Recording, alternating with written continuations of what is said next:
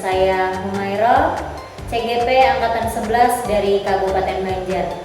Pada siang hari ini saya akan melakukan kegiatan pra-observasi kelas bersama dengan rekan sejawat saya yaitu Bapak Haji Hasnan. Beliau adalah guru kelas 6 di SDN BI. Baik Pak, bagaimana kabarnya hari ini? Alhamdulillah baik. Iya Pak. Sebelum saya melakukan proses supervisi kelas, adapun tujuan dilakukannya supervisi ini adalah untuk mengetahui dan juga mengevaluasi jalannya proses pembelajaran yang Bapak lakukan dan kenapa kita hari ini melakukan percakapan sebagai persiapan awal sebelum nanti Bapak melakukan kegiatan pembelajaran agar lebih siap dan lebih percaya diri sehingga nanti memberikan pembelajaran yang terbaik. Nah Pak, ada beberapa pertanyaan. Kira-kira nih apa tujuan pembelajaran yang ingin Bapak lakukan nanti saat kegiatan observasi di dalam kelas Bapak? Berdasarkan dari tujuan pembelajaran yang saya lakukan, yang adalah yang pertama itu peserta didik diharapkan dapat memahami perjuangan masa pergerakan nasional, dan yang kedua peserta didik dapat memahami faktor penyebab lahirnya pergerakan nasional. Ketiga, peserta didik dapat mengimplementasikan Sumpah Pemuda di kehidupan sehari-hari. Dan yang keempat, melalui diskusi kelompok, peserta didik dapat berkolaborasi dalam proses pembelajaran itu. Oh iya, baik Pak. Jadi ada 4 tujuan pembelajaran yang ingin Bapak sampaikan. Kemudian nih, bagaimana dengan area pengembangan yang ingin Bapak capai atau ingin Bapak lakukan ketika observasi itu dilakukan untuk pencapaian area pengembangannya Pak? Untuk area pengembangan, saya mungkin menggunakan 2, yaitu meningkatkan keterampilan berpikir kritis siswa, dan yang kedua meningkatkan kemampuan kerjasama dan komunikasi di antara siswa. Itu Bu. Oh iya, baik Pak. Jadi area pengembangan yang ingin dicapai adalah bagaimana bagian aspek pengetahuannya siswa tadi ya Pak ya, bernada berpikir kritis, kemudian juga meningkatkan kemampuan kerjasama dan komunikasi di antara siswa. Saya ingin mendengar nih Pak, bagaimana rancangan pembelajaran yang ingin Bapak terapkan di dalam kelas, mungkin dari segi strategi pembelajarannya, baik itu model pembelajarannya ataupun metode dari pembelajaran yang akan Bapak lakukan di kegiatan observasi nanti. Ya baik Bu. Untuk strategi yang saya gunakan adalah pembelajaran berdiferensiasi berdasarkan kesiapan belajar siswa yang diintegrasikan dengan pembelajaran sosial dan emosional. Kemudian saya akan melakukan pembagian kelompok sesuai dengan kemampuan, keterampilan, dan karakter siswanya itu yang sendiri. Untuk modelnya saya menggunakan model pembelajaran basis masalah atau PBL. Untuk metodenya mungkin saya menggunakan diskusi kelompok. Saya juga ada tanya jawab dan juga penugasan Bu. Oh iya Pak. Baik, jadi rencana yang akan Bapak terapkan di dalam kelas ini menggunakan yang namanya strategi pembelajaran berdiferensiasi yang diintegrasikan dengan pembelajaran sosial emosional. Kemudian menggunakan model pembelajaran PBL ya Pak ya, yaitu problem based learning, dan juga metode diskusi kelompok, kemudian adanya penugasan dan tanya jawab. Nah, dari yang tadi itu kemudian bagaimana dengan media pembelajaran yang akan Bapak pergunakan di dalam kelas? Rencana untuk menggunakan media adalah media yang digunakan adalah video, menonton video perjuangan masa-masa gerakan nasional, kemudian penggunaan LKPD atau lomba kerja siswa, kemudian penggunaan PowerPoint dan juga laptop. Iya, bagus sekali Bapak, luar biasa. Kira-kira kapan ini Bapak akan melakukan kegiatan pembelajaran tersebut? Mungkin nanti di hari apa, kelas berapa, dan juga jam berapa? Kebetulan Bu, pada jadwal yang ditetapkan itu pada hari Rabu ada di jam pertama di kelas 6 pada tanggal 7 November 2024 ada Bu, saya ada di pelajaran tersebut. Ya Pak, berarti nanti jam pelajaran IPAS ya Pak? Iya. Sampai ketemu nanti Pak, kita di hari Rabu depan 7 November 2024. Saya akan melakukan supervisi kelas atau yang namanya observasi di kelas Bapak. Saya akan melihat dan juga mencatat hal-hal apa saja yang terjadi di dalam kelas. Kemudian baik Pak, nanti setelah Bapak lakukan kegiatan observasi atau pembelajaran di dalam kelas, kita nanti akan melakukan yang namanya percakapan terakhir ya Pak ya, yaitu nanti percakapan pasca observasi yang nanti akan dihadiri oleh Ibu pengajar praktek saya yaitu Ibu Nurmajia. Sebelum kita akhiri, apakah ada hal yang dapat ya Bapak dapatkan dari hasil percakapan pra-observasi kita pada hari ini Pak? Baik, dari hasil percakapan tadi saya mendapat gambaran media apa yang bisa saya gunakan nanti, kemudian media yang saya gunakan nanti itu saya persiapkan dari sekarang Bu. Ya baik Pak, terima kasih. Saya memiliki gambaran dari percakapan yang kita awali di depan tadi bahwa Bapak bisa melakukan kegiatan observasi insya Allah dengan baik. Terima kasih Bapak. Dari percakapan ini kita sampai bertemu kembali di kegiatan observasi kelas dan juga nanti adanya percakapan pasca observasi. Ulun ucapkan banyak-banyak terima kasih. Ulun akhiri. Wassalamualaikum warahmatullahi wabarakatuh. Waalaikumsalam warahmatullahi wabarakatuh. Malam tentang masalah perjuangan pergerakan nasional yang sudah dibuat di dinding semalam. Masalah tokoh siapa saja yang membela negara dalam memperjuangkan negara Indonesia. Macam-macam perlawanan. Ada yang ingat? Siapa aja? Ingat? Perang sebelum Indonesia merdeka. Siapa semalam yang jelas yang tampak? Yang ada pahlawan, pangeran di Bono, satunya lagi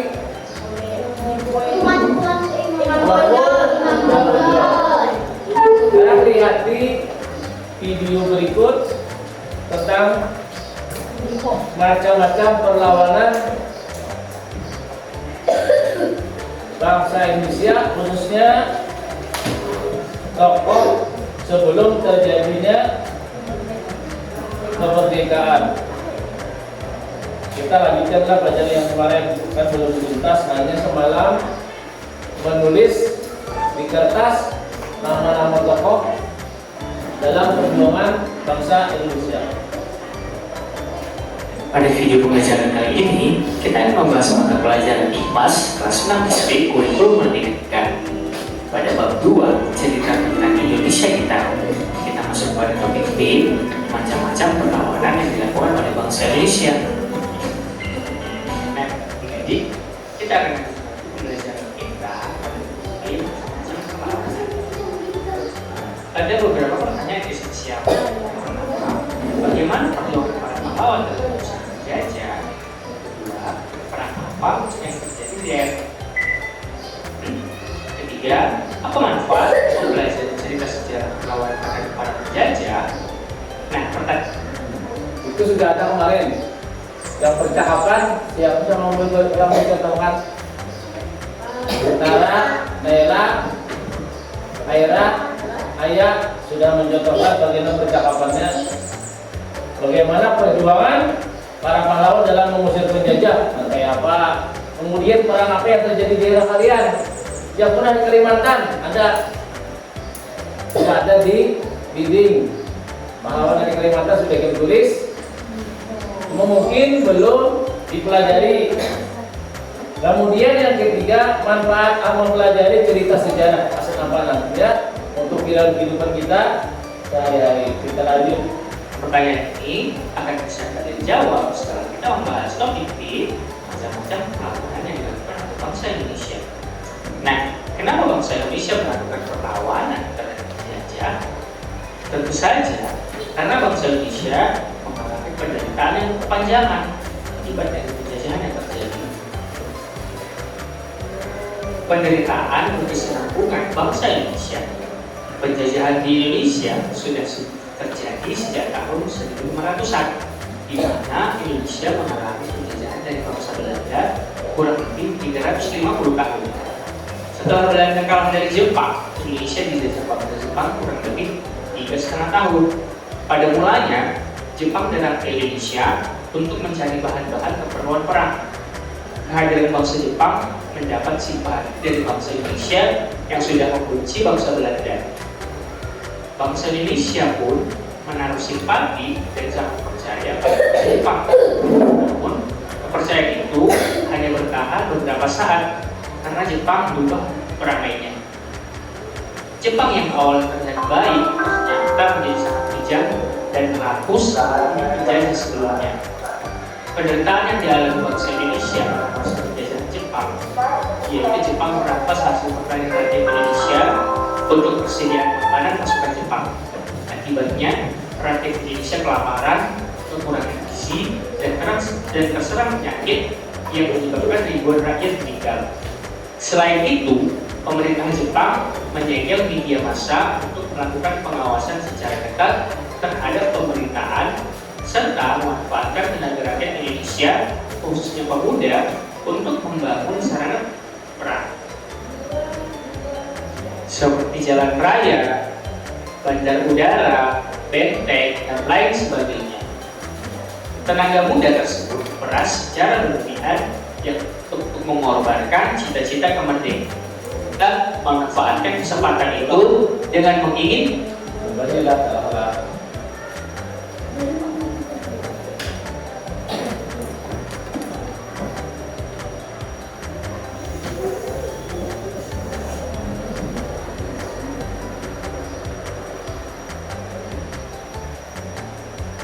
kalau di buku itu ada. Yuk kita pelajari bersama mengenai perlawanan terhadap para penjajah. Nah, adik-adik, mari kita lakukan bersama, yaitu mengenal perlawanan terhadap penjajah. Nah, berkumpullah nih. Kita lanjut, kita langsung aja ke cerita berikutnya.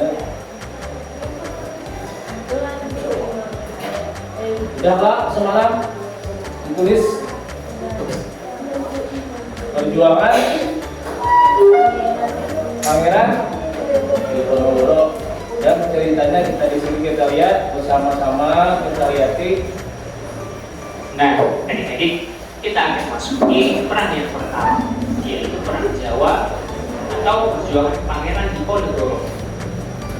Perang Jawa atau perjuangan Pangeran Diponegoro memasuki abad ke-19, keadaan Jawa khususnya di Surakarta dan Yogyakarta semakin memprihatinkan. Intervensi pemerintah Belanda melahirkan konflik baru di lingkungan kerajaan. Mereka berani memunculkan budaya Barat yang tidak sesuai dengan budaya Nusantara, seperti minum minuman keras. Belanda juga membuat kebijakan baru dengan menaikkan pajak, serta Belanda memasang patok-patok pembuatan jalan di atas tanah leluhur Sultan Jogja. Hal tersebut menyebabkan Pangeran Diponegoro sangat marah dan menyatakan perang dibantu pasukan kerajaan. Saat perang, Pangeran Diponegoro menerapkan teknik gerilya dengan cara menyerang secara tiba-tiba dan memutus jalur pengiriman makanan bagi pasukan Belanda. Hal ini membuat Belanda mengalami banyak kekalahan saat hadapi pasukan Pangeran Diponegoro. Untuk mengatasinya, Belanda di bawah pimpinan Jenderal de Kock memanggil bala bantuan tentara Belanda dari wilayah Sumatera, Sulawesi, dan merekrut tentara yang didatangkan dari Afrika dan Pantai Gading untuk menambah jumlah tentara. Selain itu, sang jenderal juga menerapkan strategi baru yang dikenal dengan benteng stelsel, yakni membangun banyak benteng untuk mempersempit ruang gerak pasukan Diponegoro. Hal ini membuat pasukan Diponegoro terdesak dan mengalami banyak kekalahan, sehingga terpaksa berunding dengan Belanda. Saat datang ke tempat perundingan, Belanda berbuat licik dengan menangkap Pangeran Diponegoro dan mengasingkannya ke Makassar, Sulawesi Selatan, sampai beliau meninggal di pengasingan pada tahun 1855. Perang Diponegoro atau dikenal dengan Perang Jawa dimasukkan dalam The Great War oleh orang Eropa karena berhasil membuat Belanda sampai mengerahkan 50.000 tentara. Belanda mengalami banyak kerugian sehingga memunculkan ide counterstelsel untuk mengganti kerugian dari perang ini. Nah, Sudah. Masih ingat? Masih ingat yang tadi? Mengapa Pangeran Diponegoro melakukan suatu perlawanan? Apa?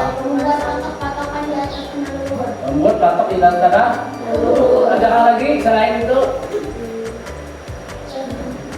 Selain membuat patok di tanah luhur, ada hal lagi? Saya masih ingat. Ya, menaikkan pajak, ada lagi. Saya masih ingat, ada lagi. Ya, karena adanya minuman keras. 3 macam yang membuat Pangeran Diponegoro melakukan perlawanan. Pertama, adanya minuman, kemudian menaikkan pajak sehingga rakyat menjadi menderita. Yang ketiga, memasang patok di tanah leluhur, tanah makam. Siapa yang tidak marah kalau leluhur kita dibuat patok untuk sebagai jalan? Siapa yang akan marah? Ada yang akan marah? Mungkin tanah mininya, makam kainnya kita jadi patok, kemudian dibuat jalan. Pasti siapapun akan marah. Itu mengapa jadi Pangeran Diponegoro melakukan perlawanan. Apa yang dipakai Diponegoro melakukan perlawanan? Teknik apa yang ya, perang gerilya. Apa itu perang gerilya?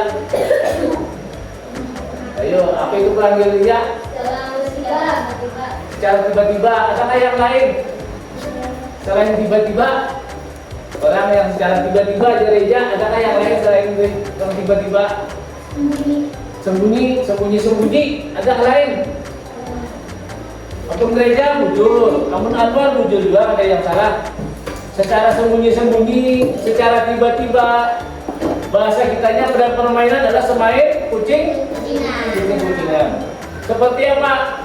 Ketika musuh lengah, maka pasukan Pangeran Diponegoro menyerang. Ketika sudah menyerang, mau dilawan, mereka lari ke mana? Lari ke hutan, bersembunyi untuk mencari tempat persembunyian. Nanti setelah Belanda lainnya, mereka kembali lagi menyerang. Akibat perang gerilya tadi, maka Belanda mengalami apakah yang terjadi? Kerugian. Iya, kerugian yang sangat besar. Kenapa rugi?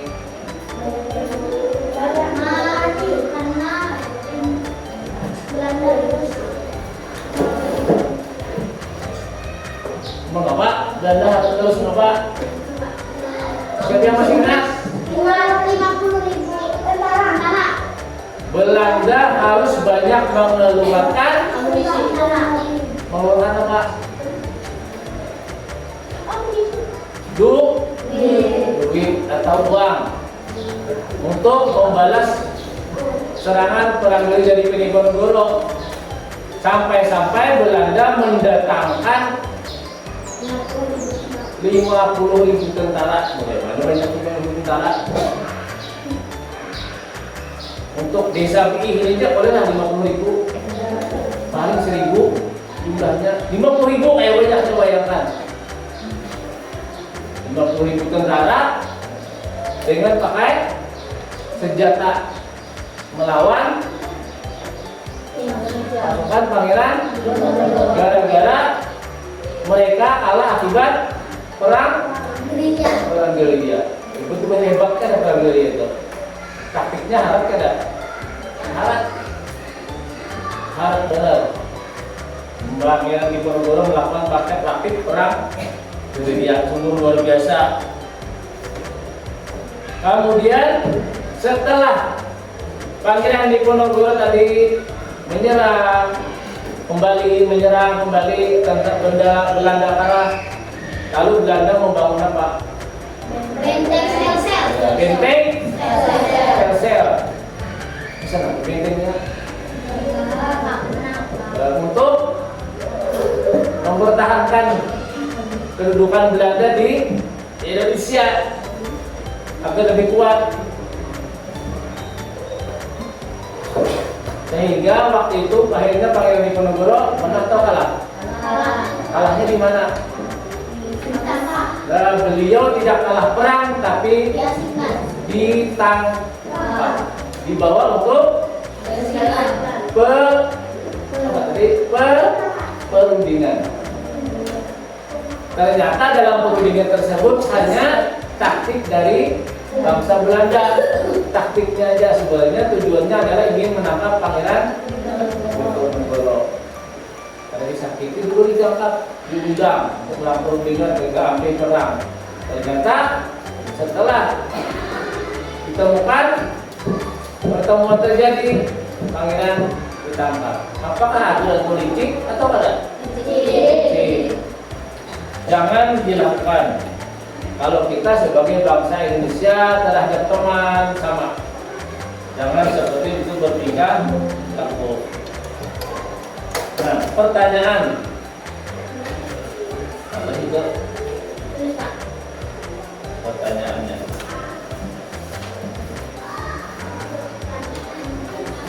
Ini yang harus kalian nanti jawab. Bagaimana strategi Pangeran Diponegoro dalam melawan pasukan Belanda? Yang kedua, bagaimana sikap Belanda saat melakukan perundingan dengan Pangeran Diponegoro? Apa yang menjadikan perang Jawa termasuk the Great War menurut orang-orang Eropa? Kenapa tadi ada? Kenapa disebut orang Eropa menyebut perang Jawa termasuk apa? Termasuk the Great War. Apa sebabnya?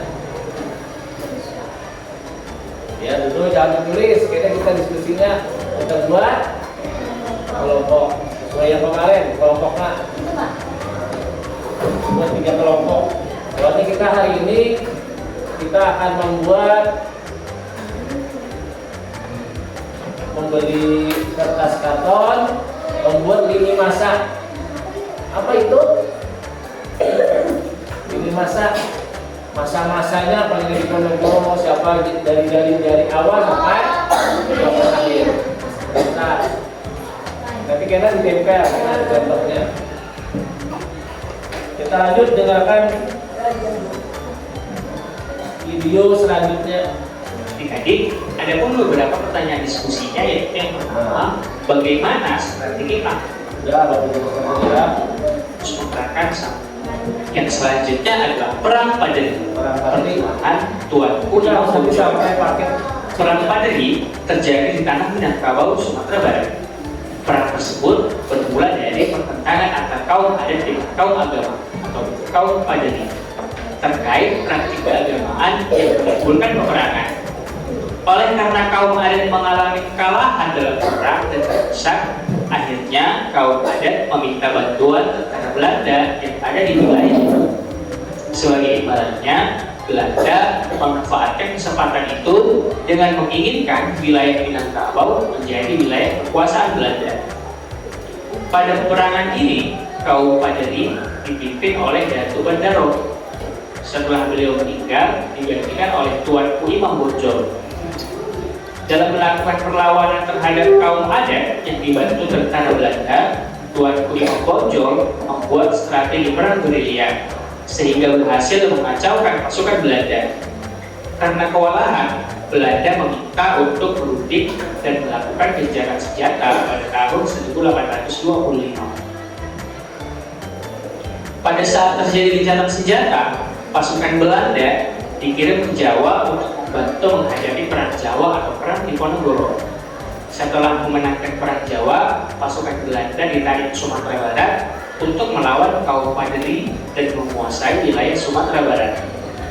Dengan jumlah pasukan Belanda yang meningkat besar, maka terjadi pertempuran hebat di daerah Agam pada tahun 1833. Dalam pertempuran tersebut, Tuanku Imam Bonjol berhasil ditangkap Belanda pada tanggal 25 Oktober 1837. Kemudian, Tuanku Imam Bonjol diasingkan ke Cianjur, dipindahkan ke Ambon, dan terakhir dipindahkan ke Manado.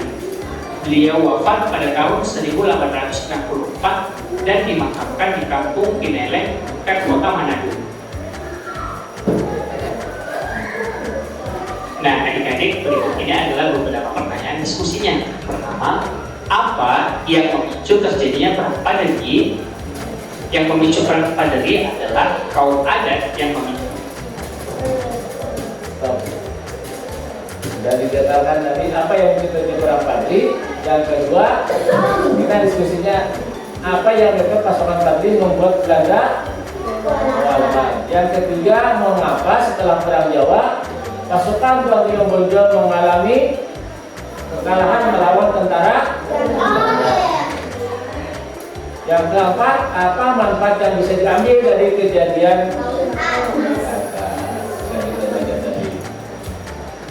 sekarang kita bentuk silakan mejanya disusun 4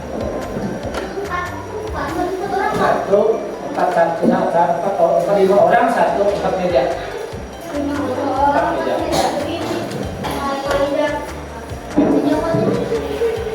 Sini sebelah kanan Bapak, sebelah kiri Bapak, kemudian di tengah.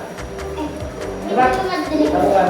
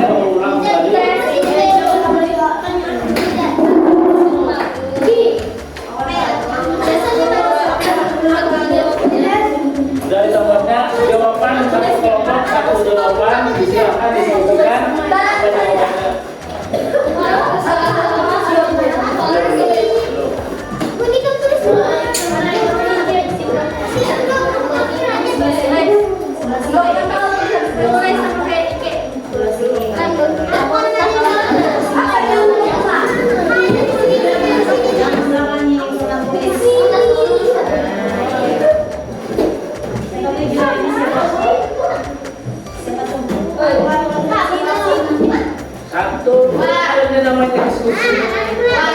Kalau siapa sudah siapa yang menulis jawabannya sama.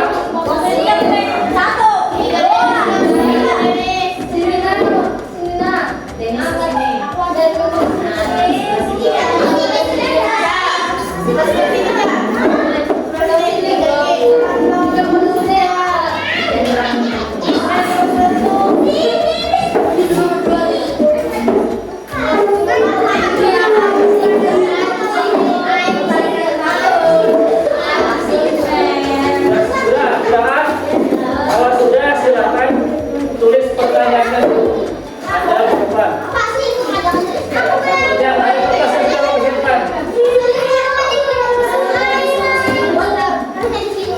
Kertasnya sudah persiapkan.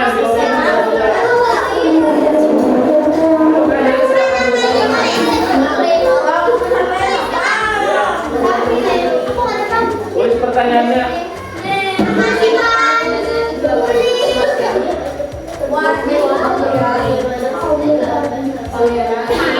Bila lambat, hilang pertanyaannya.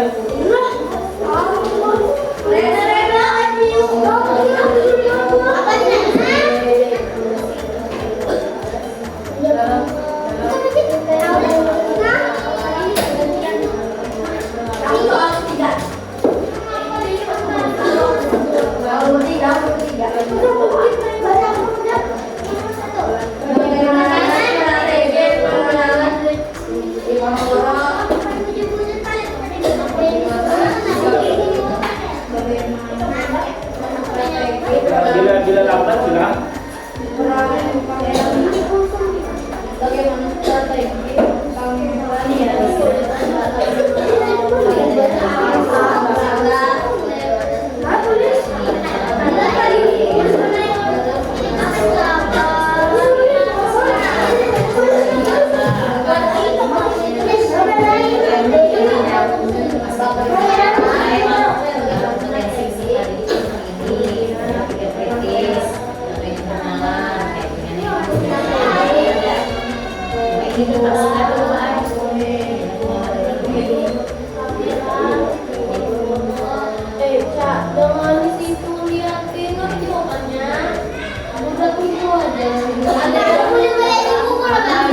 Yang tadi ada Pak, sudah wajib lawan tadi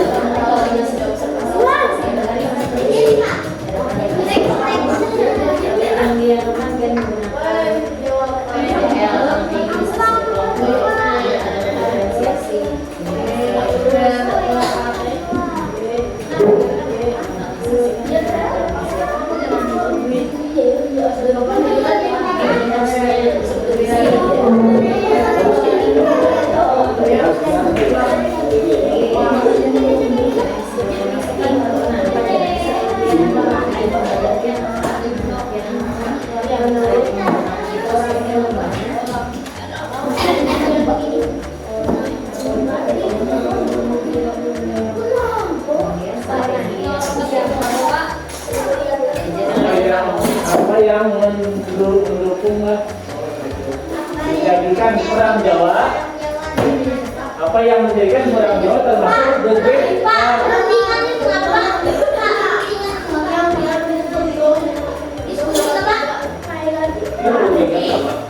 Iya, diskusi perundingan juga.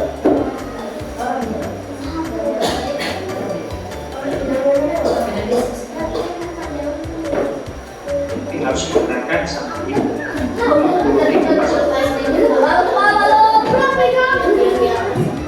Kemudian yang pertanyaan, The Great Whale menurut orang Eropa. Tadi sudah ada. Nomor 4. Apa yang bisa dari kejadian tadi?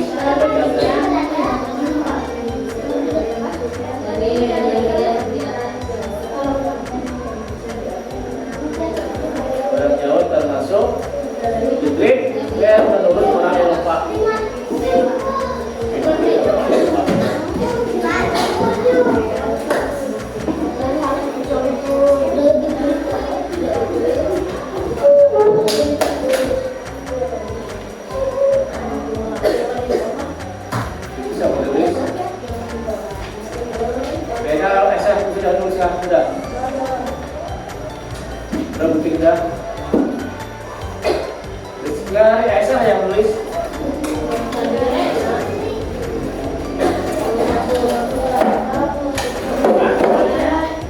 Apa manfaat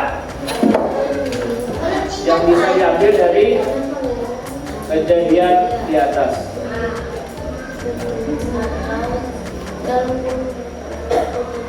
Manfaatnya ya, apa yang manfaatnya ya, sampai hidup kita gunakan untuk kehidupan kita, apa manfaatnya?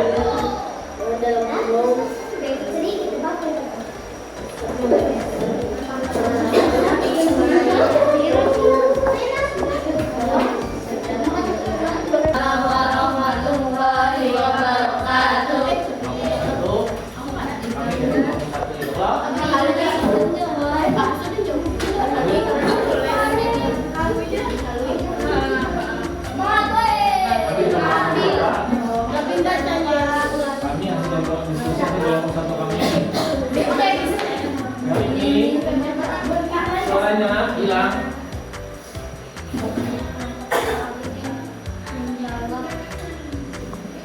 Ya, menjawab pertanyaan.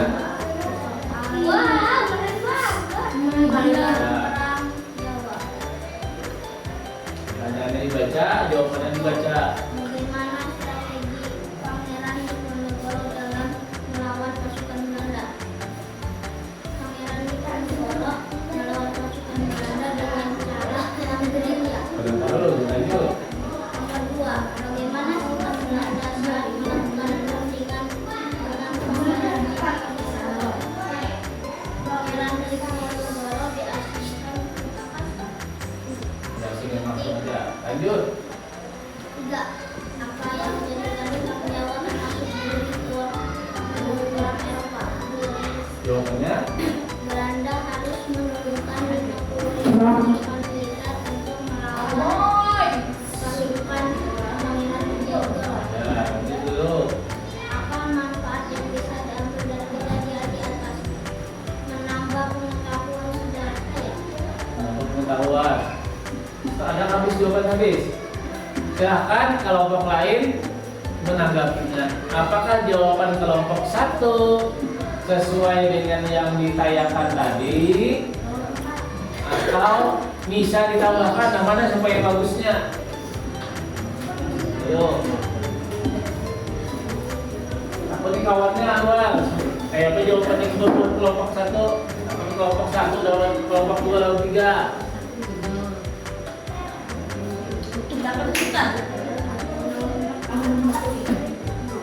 Ya Pak?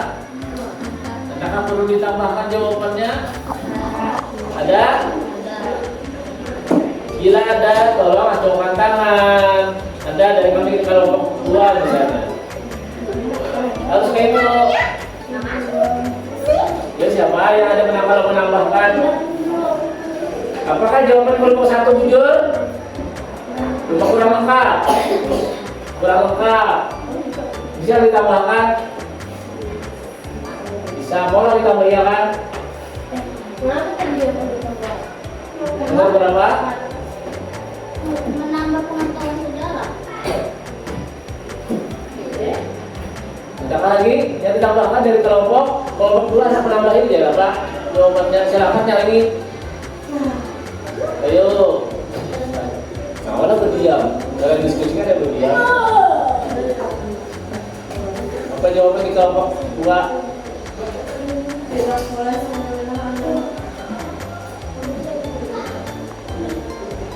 Ayo jawab dari apa jawaban jangan lupa Pak. Menurut kelompok 2 jawaban nomor apa seperti ini? Menurut ya, ayo jawab. Kenapa duduknya akan dijawabkan? Tidak boleh semena-mena mengambil hak orang lain dan tidak boleh bersifat licik. Tidak boleh tambahannya semena-mena terhadap orang lain dan tidak boleh bersifat licik. Dari kelompok 3 bisa kan tambahkan lagi adakah selain itu jawabannya kelompok nomor lain? Ada tidak? Pas saja udah belum Pak? Siapa yang jawabnya? Kelompok 3. Rizky, Maulana, Esa, Lena. Siapa? Adakah yang ditambahkan berbeda Pak?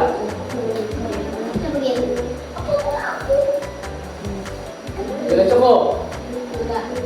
Tidak cukup? Mau ditambahin dari jawabannya dari kelompok 2? Apa dari jawabannya? Tidak boleh.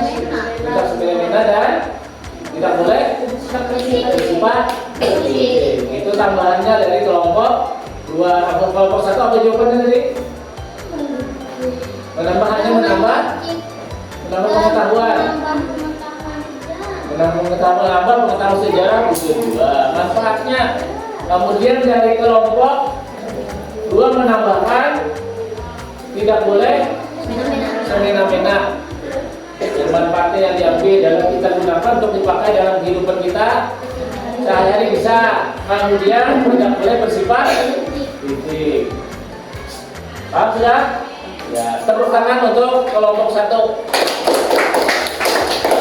Silakan duduk, lanjut kelompok 2. Dari kelompok 2. Bagaimana strategi Pangeran Diponegoro dalam melawan pasukan Belanda? Jawaban Diponegoro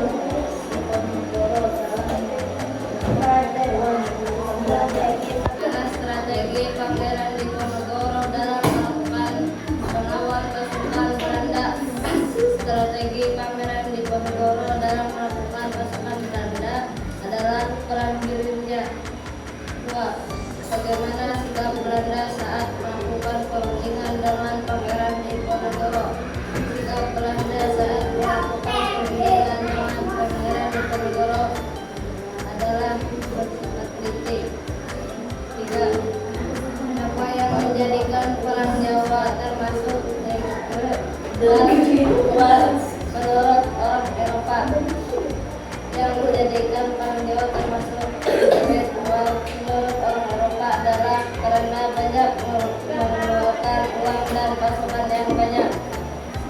4. Apa manfaat yang bisa diambil dari kejadian di atas? Manfaat yang bisa diambil dari kejadian di atas adalah tidak boleh semena-mena mengambil hak orang lain dan tidak boleh bersifat titik. Ayo dari kelompok 1 tanggapannya adakah ada kelompok 3? Kelompok 3 tanggapi dari kelompok 2. Siapa? Bisa kan tanggapi kan ada? Betul. Dari jawaban kelompok 2, jawabannya bujur kah? Ada perlu ditambahkah? Atau latihan kah?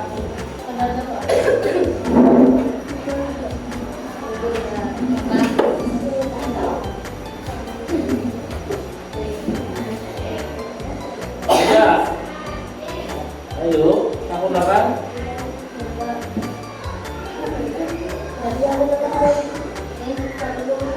Bersifat titik. Berarti kamu makan. Kelompok 2, kelompok 1. Apakah jawabannya? Sudah. Kelompok 3. Betul. Tadi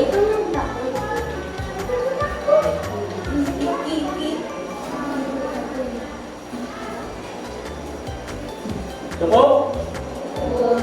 Cukup, silakan tepuk tangannya untuk kelompok 2. Silakan duduk dan masuk kelompok. Apa teladan yang bisa kita ambil dari perlawanan Pangeran Diponegoro tadi apa? Pertama, kita tidak boleh menyerah, jangan pantang menyerah. Apa lagi? Jangan apa? Tidak boleh bersifat titik. Tidak boleh bersifat licik. Kemudian gigih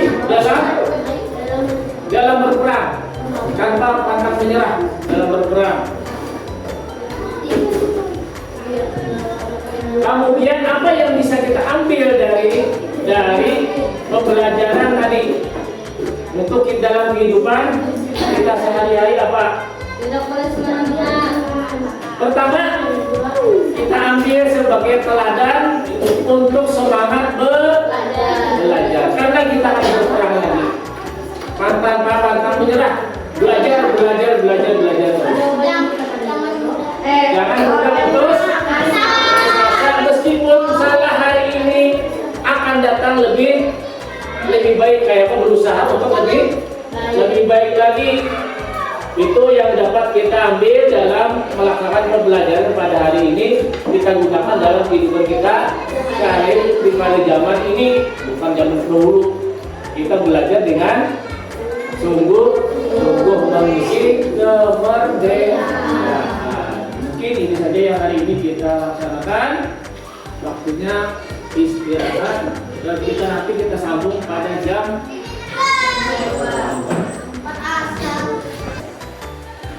Assalamualaikum warahmatullahi wabarakatuh. Bertemu lagi dengan saya Humairah, calon guru penggerak angkatan 11 dari SDNBI Kabupaten Banjar. Saat ini saya bersama dengan Bapak Haji Nur Hasnan, guru kelas 6 SDNBI. Kemudian saya juga didampingi oleh pengajar praktik yaitu Ibu Nur Majiah MPD. Baiklah Bapak, Ibu, kita mulai kegiatan pasca observasi kita pada siang hari ini. Pak Haji Hasnan, apa kabar? Alhamdulillah baik Bu. Ya, alhamdulillah Pak. Hari ini kita akan melakukan percakapan pasca observasi Pak, di mana sebelumnya kita telah melakukan kegiatan pra observasi dan observasi kelas. Nah Pak Haji, bagaimana perasaan Bapak setelah melakukan kegiatan pembelajaran di kelas Bapak? Alhamdulillah rasa senang, kemudian ada sedikit rasa kaku karena belum terbiasa melakukan seperti itu. Oke Pak, ini baik. Sekarang bisa tidak Bapak menceritakan kembali tujuan pembelajaran dan juga area pengembangan yang sudah Bapak lakukan di kegiatan observasi kelas kita kemarin? Kemarin tujuan pembelajaran waktu kita laksanakan adalah yang pertama menceritakan kembali sejarah pahlawan rakyat yang membela negara waktu itu pada masa kedaerahan. Yang kemudian yang kedua, peserta didik mampu merefleksikan diri dalam menjaga semangat para kedua. Dan yang ketiga, peserta didik mampu meneladani semangat perjuangan dan sikap para pahlawan dalam berjuang membela negara. Oh iya, baik Bapak. Kemudian itu untuk peserta didik Bapak ya. Sekarang bagaimana untuk area pengembangan Bapak sendiri? Kemudian apa yang ingin Bapak kembangkan dari diri Bapak untuk kegiatan pembelajaran yang Bapak lakukan? Area yang saya laksanakan adalah itu dalam untuk mengetahui pengetahuan siswa dan keterampilan dari siswa tersebut. Dari segi pengetahuan adalah menggunakan telah laporan, dan untuk keterampilan siswa bagaimana cara menulis untuk membuat suatu kesimpulan dari laporan tersebut. Iya, bagus Bapak. Kemudian setelah tadi Bapak menjelaskan tentang tujuan pembelajaran, kemudian area pengembangan yang Bapak lakukan, menurut Bapak nih, apakah tujuan dan area pengembangan itu sudah terlaksana dan tercapai dengan baik atau tidak Bapak? Menurut saya sudah terlaksana, cuma ketercapaian mungkin masih banyak kekurangan yang saya lakukan dari pembelajaran tersebut. Iya Bapak. Baik Bapak, sekarang nih apabila kita ingin mengasih rating dari angka 1 sampai 10 untuk pembelajaran yang Bapak lakukan, kira-kira nih berada di posisi berapa? Menurut saya karena masih banyak kekurangan, mungkin nantinya masih belum sempurna lah, di bawah dari 10 lah. Iya, berapa kira-kira Pak ratingnya antara 1 sampai 10? Apakah berada di posisi 7 ke atas atau berapa?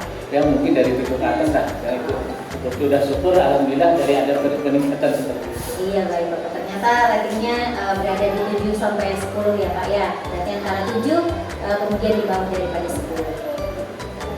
Oke, kemudian gini Pak, dari proses pembelajaran yang Bapak lakukan, apakah ada yang masih perlu ditingkatkan atau diperbaiki? Jelas dalam pembelajaran karena masih ada kekurangan, menurut saya terutama yang diperbaiki adalah bagaimana cara saya mengajarkan kepada siswa agar pembelajaran itu lebih menyenangkan dan aktif bagi siswa untuk belajar. Seperti itu, Pak Ibu. Oh, baik, jadi yang dapat saya tangkap adalah yang perlu ditingkatkan adalah bagaimana cara pengelolaan kelas supaya peserta didik itu dapat belajar aktif di dalam kelas.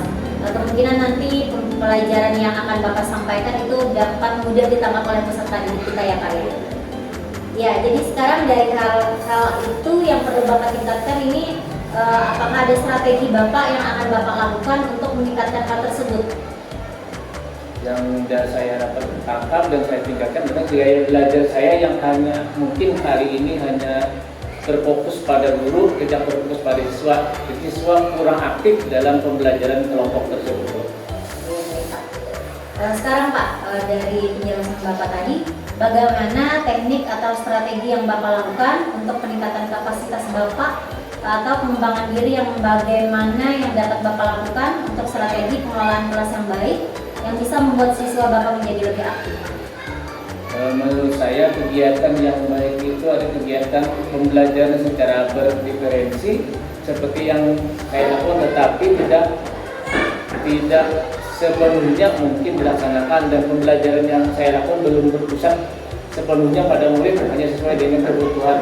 Tetapi sekarang yang saya berdiferensi adalah berpusat pada murid dengan kebutuhan murid dalam kegiatan belajar yang dilakukan, serta memberikan kebebasan bagi saya pada siswa untuk memilih cara mereka merefleksikan hasil dari proses mereka belajar sesuai dengan keinginan mereka. Jadi keinginan dari peserta didik yang bagaimana yang bisa menyenangkan bagi siswa tersebut. Iya, bagus, sangat luar biasa Bapak. Berarti tujuan pembelajaran dan area pengembangan serta strategi yang sudah Bapak sampaikan itu sudah sangat bagus sekali karena membuat siswa lebih aktif di saat pembelajaran. Kemudian pembelajaran yang Bapak lakukan itu juga berpusat pada murid Bapak. Ya Bapak, kemudian ini apa yang dari kita bicarakan ini, apa yang dapat Bapak simpulkan dari kegiatan pasca observasi kita ini? Yang dapat saya simpulkan dari observasi ini, ketika kita mengajar, terkadang saat kita hanya mengamati diri kita sendiri, seakan-akan kita sudah merasa puas dan merasa sudah berada di zona aman untuk pengajaran. Padahal sebenarnya dirasa kurang, tapi ketika kita perhatikan atau diobservasi oleh orang lain, saya baru merasa bahwa diri saya ini banyak kekurangan di beberapa bagian dari kegiatan pembelajaran, dan itu harus ada masukan-masukan dari orang lain, khususnya observasi untuk observer, untuk pembelajaran yang lebih meningkat, untuk lebih meningkat bagi diri saya agar pembelajaran itu lebih baik. Iya, baik Bapak. Saya pribadi sangat luar biasa dengan kegiatan yang Bapak lakukan, kemudian bagaimana memposisikan guru di dalam kelas, kemudian dalam kegiatan pembelajaran yang sudah kita lakukan, yang kegiatan observasi kemarin ini sangat luar biasa.